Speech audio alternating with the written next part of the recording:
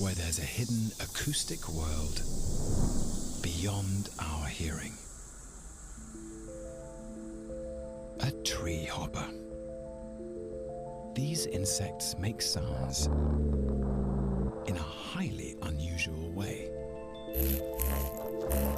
By quivering their abdomen, they send out a wave of vibrations that travel down through their legs and along the stems of the plants, like their own telephone lines. Now, using technology that transforms vibrations into sound, we can eavesdrop on their secret conversations.